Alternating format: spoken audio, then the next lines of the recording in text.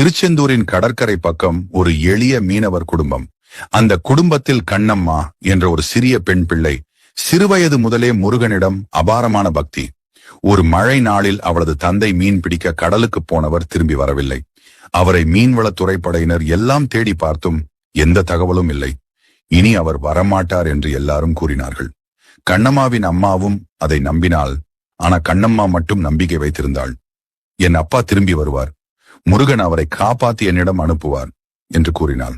அவள் முருகன் கோவிலுக்கு சென்று முருகனிடம் வேண்டிக் கொண்டாள். சில நாட்களுக்கு பின் அவளும் அவளின் பாட்டியும் முருகன் கோவிலுக்கு சென்றார்கள்.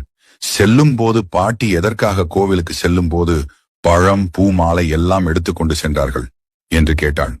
அதற்கு பாட்டி, முருகனுக்கு நாம் எதச்சு கொடுத்த பதிலுக்கு நாம் கேட்பதை அவர் கொடுப்பார் என்று பாட்டி கூறினாள். அவ்வளவு ஆண்டுகளான பிறகும் எப்படி நம்பிக்கையோடு இருக்கிறாய் என்று கேட்டாள். அம்மா, என் முருகன் நிச்சயமாக அப்பாவை காப்பாத்தி கொடுப்பார் என்று கூறினாள். கண்ணம்மா படிப்பை முடிச்சு ஒரு பள்ளியில் ஆசிரியையாக வேலைக்கு சேர்ந்தாள். அவளுடைய முதல் மாதம் சம்பளம் வந்த நாள். வீட்டிற்கு செல்லும் போது கடற்கரைக்கு அருகே ஒரு மீன்வளத்துறை படகு மிதந்து வந்தது.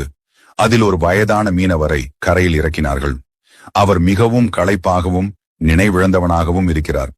கண்ணம்மா ஓடி வந்து பார்த்தாள். அங்கு அழைத்து வந்தது அவளது அப்பாவை தான். அவர் விழிப்பதற்கு முன்பே கண்ணம்மா அவரை அன்போடு அணைத்துக் கொண்டாள். நீங்க வருவீங்கன்னு எனக்கு தெரியும் அப்பா, முருகன் உங்களை என்னிடம் சேர்த்து விட்டான் சென்று தனது தந்தையை அணைத்துக் கொண்டு ஆனந்த கண்ணீர் வடிதாள். முருகனுக்கு நன்றி தெரிவித்தாள்.